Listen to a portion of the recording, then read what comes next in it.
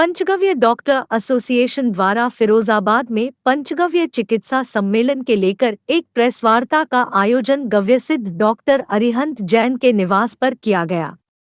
जिसमें पंचगव्य विद्यापीठ कांचीपुरम तमिलनाडु भारत के संस्थापक एवं गुरुकुलपति डॉक्टर निरंजन वर्मा एवं डॉक्टर कमल टावरी IAS उपकुलपति पंचगव्य विद्यापीठ कांचीपुरम भूतपूर्व सचिव भारत सरकार के सानिध्य में जिला फिरोजाबाद में 24 जून को पंचगव्य चिकित्सा सम्मेलन कार्यक्रम का आयोजन किया जाएगा।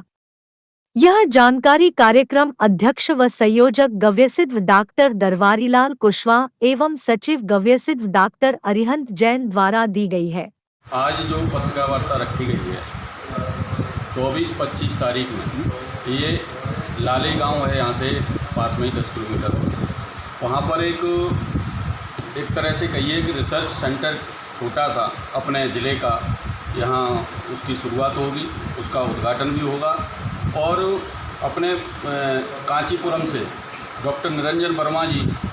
जो वहाँ यूनिवर्सिटी गव्यसिद्ध की जो यूनिवर्सिटी है, पूरे देश में एक ही यूनिवर्सिटी है जहाँ गव्यसिद्ध लोगों को मतलब वहाँ डिप्लोमा दिया जाता है, डिग्री दी जाती हैं, वहाँ उसकी शिक्षा दी जाती है। तो गाय के ऊपर तो वो भी इस कार्यक्रम में आ रहे हैं। और इसके साथ में मुख्य वजह ये है कि गाय हम सब लोगों से दूर होती जा रही है। हम लोग गाय की महिमा को समझ नहीं पा रहे हैं, इसलिए गाय दर दर की ठोकरें भी खा रही है।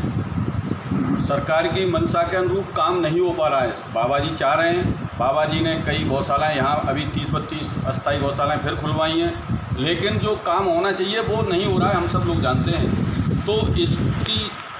समाज के बीच में ये विषय जाए कि गाय हमारे लिए इतनी महत्वपूर्ण है, तो वो गौशाला में जाएगी नहीं।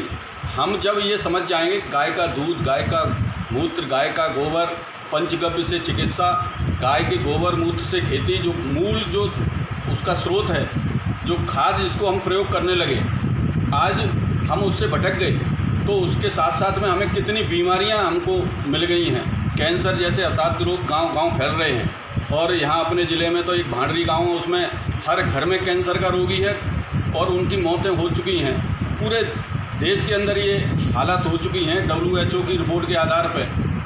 जो उन्होंने रिपोर्ट दी है, वो कहते हैं कि 2025 तक 87% कैंसर के रोगी इस देश के अंदर होंगे। अगर इस तरह की स्थिति बनी रही तो आगे जो 87%, हम 87% नहीं मानते, 50%, 40% भी अगर ये इस तरह की स्थिति बनती है तो हमारे देश का क्या होगा। ये भारत देश है, दुनिया का सबसे बड़ा कैंसर वाला देश बनने वाला है। अगर हम यहाँ से नहीं बदले तो हम ये गौ सेवा के माध्यम से मैं इस कार्यक्रम में अध्यक्ष के रूप में रहूँगा और इस महिमा के माध्यम से जो गौ आधारित खेती हम लोग कराना शुरू किए हैं, गाय के बारे में सब लोगों को जानकारियाँ दे रहे हैं, बैठकें कर रहे हैं, प्रशिक्षण करा रहे हैं। और यहाँ सब जगह हम लोग ये यहाँ देखिए, ये गाय के गोबर से गणेश बनाए गए। ये सामान्य ऐसे ही नहीं बना दिए गए, ये गणेश बन गए और बिक्री हो गई। भाई इसके अंदर गाय का गोबर जिस घर में रहता है वहाँ रेडिएशन मुक्त वातावरण हो जाता है। तो गाय के गोबर को हम किस रूप में घर में रख सकते हैं, क्योंकि गणेश जी की वंदना, हमारे घर में कोई कार्यक्रम शुभ कार्य करते हैं तो सबसे पहले गणेश जी की वंदना करते हैं, गणेश जी की पूजा करते हैं। तो गणेश जी के रूप में ये हमारे गणेश जी घर में रहेंगे, गोबर हमारे घर में रहेगा तो हमारे घर में रेडिएशन मुक्त वातावरण रहेगा। ये पेटेंट हो चुका है कई वर्षों के बाद में। पिछले साल 2022 में 24 अक्टूबर को ये मोबाइल में ये चिप लगी हुई है, इसके ऊपर पेटेंट लिया गया है। तो अब ये सरकार ने विश्व स्तर पर भी ये तय हो गया कि भाई ये गाय का गोबर है, रेडिएशन को मुक्त करता है। हम लोग तो पहले भी कहते थे गौमय बस्ते लक्ष्मी, गाय के गोबर में लक्ष्मी का वास होता है। तो अभी डॉक्टर सत्यप्रकाश वर्मा, जो यहाँ पर गुजरात में एक अभी बहुत बड़ा पूरा सम्मेलन हुआ था, तो वहाँ पर उन्होंने ये बताया है कि 1 किलो गाय के गोबर में 8 ग्राम कोई तत्व निकलेगा जिसकी कीमत 800 रुपये से 8000 रुपये तक होगी। गाय का मूत्र है, उससे कार्यकर्ताओं ने डॉक्टर राकेश अग्रवाल कोटा के हैं, IITN हैं, प्रोफेसर हैं, उन्होंने रिसर्च 300 शोध किए और 300 शोध करने के बाद में गौमूत्र को संजीवनी रस के रूप में हम सब लोगों को दिया है, उसकी बदबू, उसकी जो लोगों को पीने में दिक्कत आती थी, वो सारी समस्याएं समाप्त करते हुए और बिल्कुल सिरप की तरह और जैसे ठंडा पीते हैं उसकी तरह हम उसका प्रयोग कर सकते हैं और बहुत ही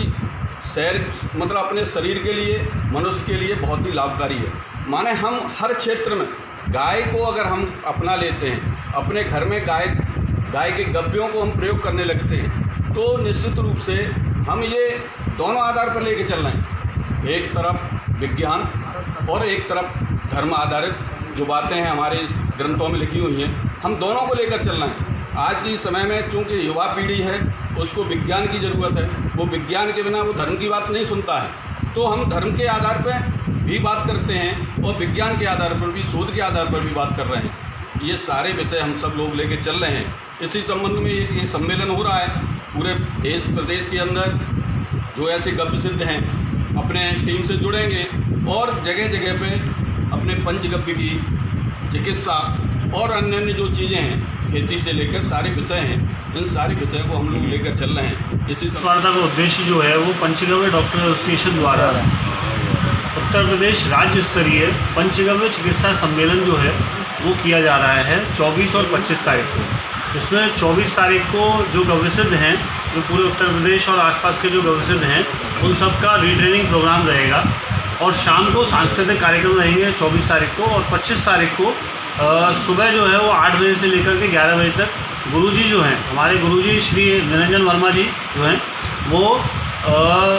सभी गौ भक्तों को संबोधित करते हुए किस प्रकार गौ माता से हम स्वस्थ रह सकते हैं, गौ माता को अपने जीवन में ला करके हम किस तरीके से स्वस्थ रह सकते हैं, उनके गव्यों, उनके पांचों गव्य, दूध, घी, छाछ, गोबर और गौमूत्र, इसको आयुर्वेद में पंचगव्य कहा जाता है, इसका इस्तेमाल करके किस प्रकार हम स्वस्थ रह सकते हैं, जटिल और असाध्य रोगों की किस प्रकार पंचगव्य से चिकित्सा हो सकती है और फिर किस प्रकार भारत की, हमारे समाज की सभी समस्याओं का समाधान गौ माता के पास में है, इस विषय पर जो है गुरुजी का व्याख्यान रहेगा, जिसका लाइव प्रसारण जो है वो पंचगव्य विद्यापीठम के फेसबुक पेज से रहेगा और इसके साथ साथ जो है वो विश्व जागृति टीवी यूट्यूब चैनल से भी जो है इसका लाइव प्रसारण जो है आप सभी को देखने को मिलेगा।